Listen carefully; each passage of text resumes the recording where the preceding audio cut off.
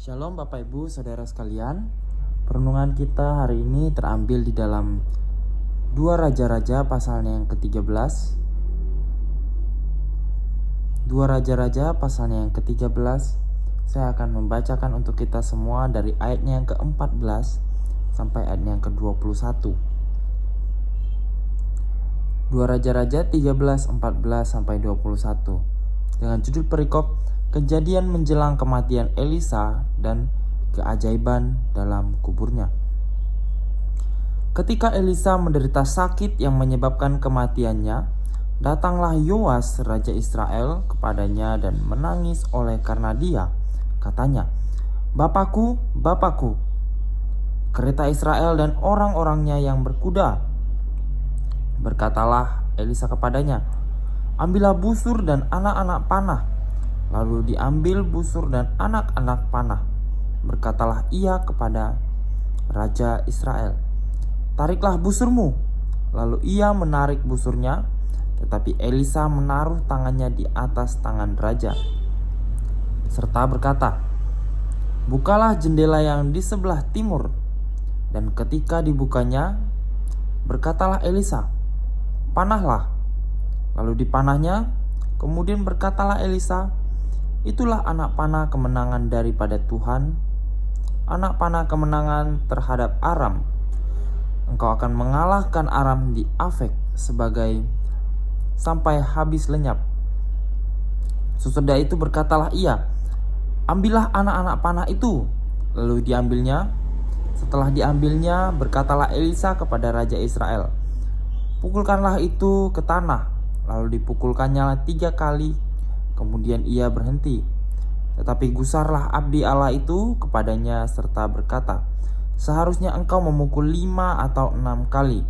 Dengan berbuat demikian engkau akan memukul Aram sampai habis lenyap. Tapi sekarang hanya 3 kali saja engkau akan memukul Aram."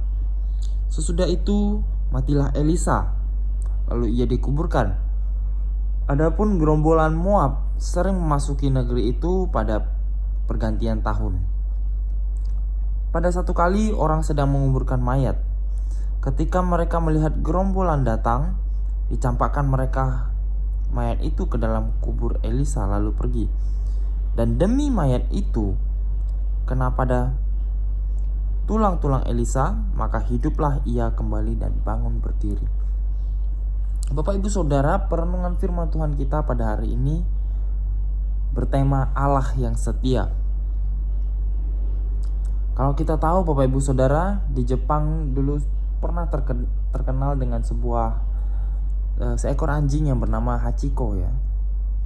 Hachiko yang seekor anjing yang tinggal bersama tuannya yaitu seorang profesor. Nah, setiap hari kerjaan Hachiko adalah ia mengantar tuannya ke stasiun, dan kemudian ketika tuannya pulang kerja, ia menjemput tuannya di stasiun. Namun pada satu hari Bapak Ibu sekalian, ketika Hachiko ini pergi ke stasiun untuk menjemput tuannya, yang ia dapati adalah ia tidak bisa menemukan tuannya yang turun dari kereta. Ternyata yang terjadi adalah tuannya telah meninggal di tempat kerjanya, sehingga tuannya tidak kembali ke tempat tinggalnya.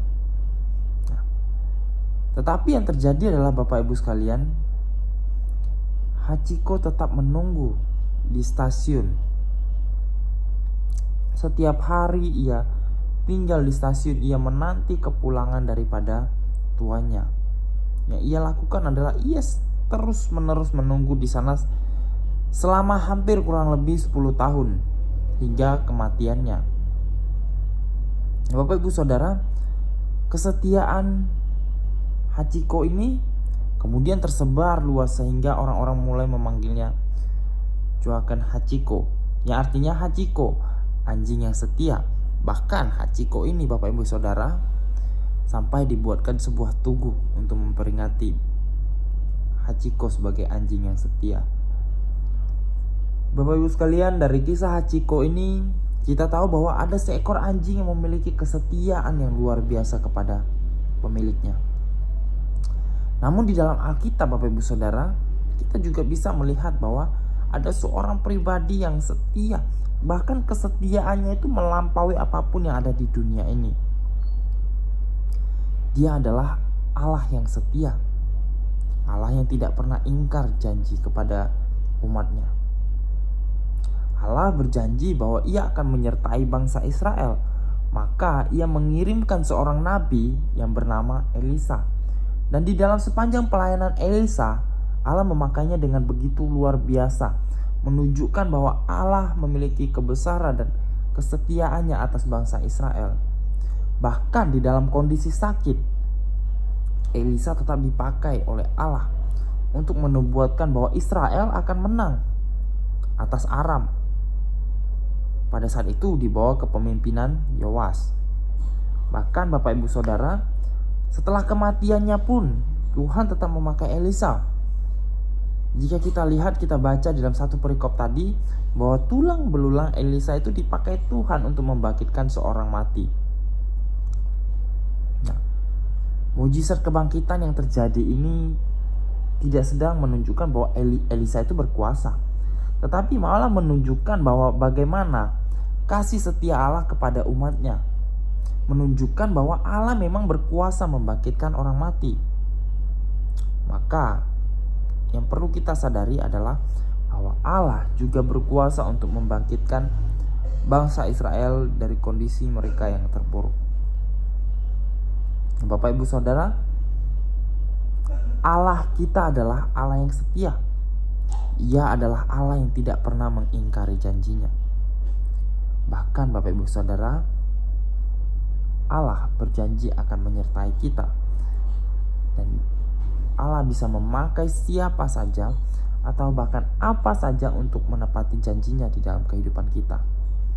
Maka dari itu, mari bersama-sama kita sungguh-sungguh percaya bahwa Allah, Ia adalah Allah yang setia kepada setiap kita.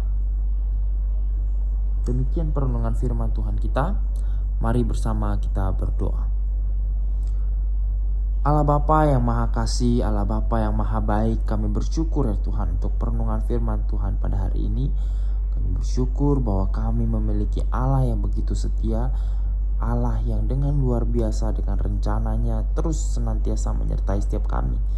Ya Bapa, kami percaya bahwa di dalam setiap kehidupan kami, Kau bisa memakai siapa saja atau apa saja untuk menunjukkan kekuasaan-Mu di dalam kehidupan kami, menunjukkan bahwa Engkau memiliki rencana yang baik di dalam kehidupan setiap kami ya Tuhan. Terima kasih ya Tuhan, kami berdoa untuk setiap kami pada hari ini, segala aktivitas kami ya Bapa, biar Engkau yang menyertai setiap kami, apapun yang kami kerjakan, apapun pekerjaan kami, apapun aktivitas kami pada hari ini ya Bapa, biarlah seluruhnya dapat berkenan di hadapan-Mu, biar seluruhnya kami mengandalkan Engkau di dalam setiap aspek kehidupan kami. Terima kasih ya Tuhan, di dalam nama Tuhan Yesus kami berdoa dan mengucap syukur. Amin.